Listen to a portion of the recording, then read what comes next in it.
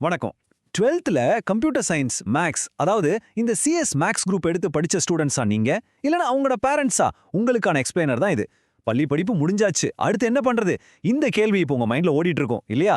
குறிப்பா எல்லாரும் என்ன நினைப்பாங்கன்னா சிஎஸ் மேக்ஸ் படிச்சா அப்படியே ஒரு சாஃப்ட்வேர் கம்பெனிக்கு வேலைக்கு போக வேண்டியதான்னு.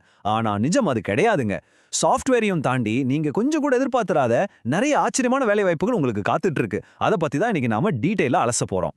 சரி, நாம சப்ஜெக்ட்குள்ள போலாம். இன்னைக்கு நாம பார்க்க போற விஷயங்களை ஒரு 4 பாயிண்ட்ஸா பிரிச்சுக்கலாம்.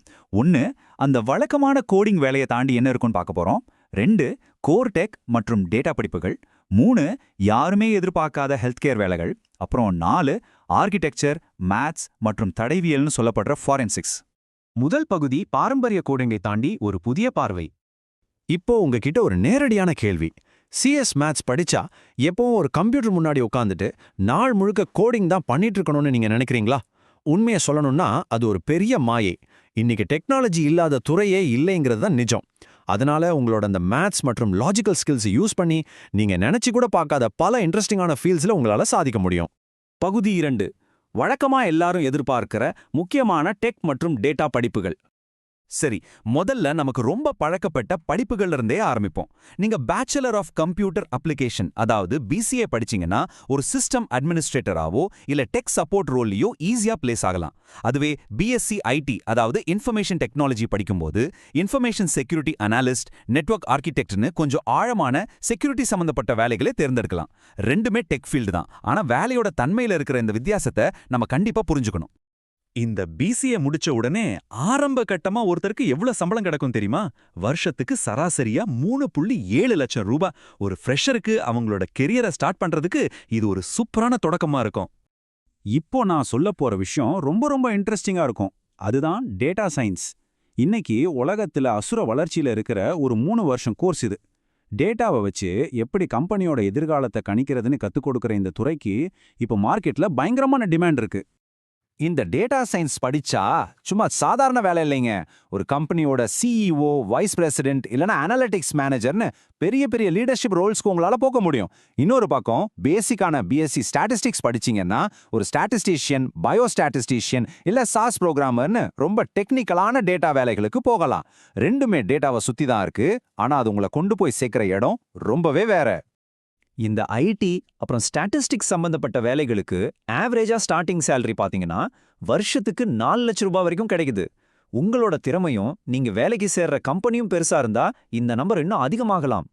3வது பகுதி இந்த எக்ஸ்பிளைனரோட ஒரு முக்கியமான சர்ப்ரைஸ்னு கூட சொல்லலாம். ஹெல்த் கேர் வேலைகள், டெக்னாலஜியும் பயாலஜியும் சேர்ற இடம். கம்ப்யூட்டரும் மேத்ஸும் படிச்சவங்க மெடிக்கல் ஃபீல்டுக்கு போக முடியுமா? அடிச்சு சொல்றேன், கண்டிப்பா முடியும். மருத்துவத்துறையில ஆர்வம் இருக்கிற மேத்ஸ் ஸ்டூடெண்ட்ஸ்க்கு பேச்சுலர் ஆஃப் ஃபார்மசி அதாவது பிஃபார்ம் ஒரு அட்டகாசமான வாய்ப்பு. எப்பவும் ஒரு ஸ்கிரீனை பார்த்துட்டு இருக்காம நேரடியா மக்களோட ஆரோக்கியத்துல பங்கு பெற ஒரு அற்புதமான ஃபீல்டு இது. இதுல என்னென்ன ரோல்ஸ் இருக்குன்னு கேக்குறீங்களா? Retail pharmacist, clinical pharmacist, pharmaceutical sales representative, அப்புறம் ஹெல்த் இன்ஸ்பெக்டர்னு எக்கச்சக்கமான வாய்ப்புகள் இருக்கு. இது வெறும் மருந்து சம்பந்தப்பட்ட படிப்பு மட்டும் கிடையாது, மக்களோட உயிர் சம்பந்தப்பட்ட ஒரு பெரிய பொறுப்பு. அடுத்த கோர்ஸ் பாத்தீங்கன்னா BASLP அதாவது bachelor in audiology and speech language pathology. கேட்கறதுக்கே கொஞ்சம் புதுசா இருக்குல்ல? காது கேளாம, பேச்சுத்திறன் குறைபாடு, இதையெல்லாம் சயின்டிஃபிக்கா சரி பண்ற ரொம்ப முக்கியமான ஒரு சேலஞ்சிங்கான ஃபீல்டு இது. இதுக்குள்ள ரொம்ப ஸ்பெஷலைஸ்டான வேலைகள் இருக்கு. Clinical audiologist, speech therapist, speech pathologist, அப்புறம் ஹியரிங் எய்ட் ஸ்பெஷலிஸ்ட். இந்த வேலைகளுக்கு ஒரு பக்கம் கிரிட்டிக்கல் திங்கிங் வேணும், இன்னொரு பக்கம் பேஷண்ட்ஸ் கிட்ட ரொம்ப பொறுமையாவும் அன்பாவும் நடந்துக்கிற அந்த மனிதநேயமும் வேணும். இப்போ நான் சொல்ல போற அந்த டேட்டா கண்டிப்பா உங்களை ஆச்சரியப்படுத்தும். ஒரு வழக்கமான பிசிஏக்கு 3.7 லட்சம், பிஎஸ்சி ஐடிக்கு 4 லட்சம்னு ஸ்டார்டிங் சேலரி பார்த்தோம். ஆனா யாருமே அவ்வளவா எதிர்பார்க்காத இந்த ஆடியாலஜி கோர்ஸோட ஆரம்ப சம்பளமே வருஷத்துக்கு ஆவரேஜா 4.7 லட்சம் ரூபாய். ஒரு ட்ரெடிஷனல் டெக் டிகிரியை விட இந்த மெடிக்கல் டிகிரியில சம்பளம் அதிகங்கிறது உண்மையிலேயே ஒரு சர்ப்ரைஸ் தான் இல்லையா? இதே மாதிரி சயின்ஸ் அண்ட் டெக்னாலஜி சேர்ந்த இன்னொரு சூப்பரான கோர்ஸ் தான் பேச்சுலர் ஆஃப் ஆப்டோமெட்ரி. கண் பார்வை சம்பந்தப்பட்ட இந்த துறையில விஷன் கன்சல்டன்ட், ஆப்டோமெட்ரி ரிசர்ச்சர்னு ரொம்ப நுட்பமான கௌரவமான வேலைகள் காத்துட்டு இருக்கு. நாம இப்போ கடைசி பகுதிக்கு வந்துட்டோம். பகுதி 4, ஆர்கிடெக்சர், கணிதம் மற்றும் தடயவியல். அதாவது புதுசா உருவாக்குறதும் மர்மங்களை கண்டுபிடிக்கிறதும்.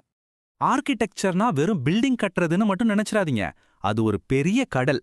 ஒரு முழு நகரத்தையே டிசைன் பண்ற டவுன் பிளானர், பழமையான கட்டடங்களை செக் பண்ற ஹிஸ்டாரிக் பில்டிங் இன்ஸ்பெக்டர், சினிமாவுல பிரம்மாண்டமான செட் போடுற ப்ரொடக்ஷன் டிசைனர், அப்புறம் ஸ்ட்ரக்சரல் என்ஜினியர்னு நீங்க கற்பனை கூட செஞ்சு பார்க்காத வித்தியாசமான வேலைகள்லாம் இந்த ஆர்கிடெக்சர் ஃபீல்டுக்குள்ள இருக்கு.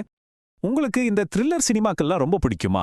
சாதாரணமாக ஒரு பிஎஸ்சி மேக்ஸ் படிச்சா ஃபைனான்ஷியல் அனலிஸ்ட், நியூமெரிக்கல் அனலிஸ்ட் இல்லனா ஒரு மேத்ஸ் டீச்சர் ஆகலாம். ஆனா அதே சயின்ஸ் பேக்ரவுண்ட் வச்சுக்கிட்டு நீங்க பிஎஸ்சி ஃபொரென்சிக் சயின்ஸ், அதாவது தடயவியல் படிச்சீங்கன்னா கிரைம் சீன் இன்வெஸ்டிகேட்டர், தடயவியல் ஆடிட்டர், லீகல் கவுன்சிலர்னு செம்ம விறுவிறுப்பான வேலைகளுக்கு போகலாம். இங்க நாம கவனிக்க வேண்டிய ரொம்ப முக்கியமான விஷயம் என்னன்னா சம்பள வரம்பு. பிஎஸ்சி மேத்ஸ் படிச்சவங்களுக்கு 2.5 லட்சத்திலிருந்து 5.5 லட்சம் வரைக்கும் ஸ்டார்டிங் சேலரி கிடைக்குது. நீங்க வெறும் மேத்ஸ் மட்டும் படிக்கிறீங்களா இல்ல அதோட சேர்த்து வேற ஏதாவது ஸ்பெஷல் ஸ்கில்ஸ் வளர்த்துக்கிறீங்களாங்கிறத பொறுத்து தான் உங்களோட வருமானமும் மாறும். லேபார்டரி அனலிஸ்ட், தடயவியல் ஆடிட்டர், குற்ற சம்பவங்களை ஆராயும் அதிகாரி, அப்புறம் கிரைம் ரிப்போர்ட்டர். இதெல்லாம் கேட்கறதுக்கு ஏதோ ஹாலிவுட் படத்துல வர்ற வசனம் மாதிரி இருக்குல்ல. ஆனா நிஜ வாழ்க்கையில த்ரில்லான, அதே சமயம் சமுதாயத்துக்கு ரொம்பவே தேவையான கெரியரை தேடுற ஸ்டூடெண்ட்ஸுக்கு இது ஒரு அருமையான சாய்ஸ். ஸோ இந்த எக்ஸ்பிளைனரோட முடிவுக்கு நாம வந்துட்டோம். இப்போ உங்களுக்கான ஒரு கேள்வி. இந்த எதிர்பாராத பாதைகள்ல நீங்க எதை முதல்ல எக்ஸ்ப்ளோர் பண்ண போறீங்க?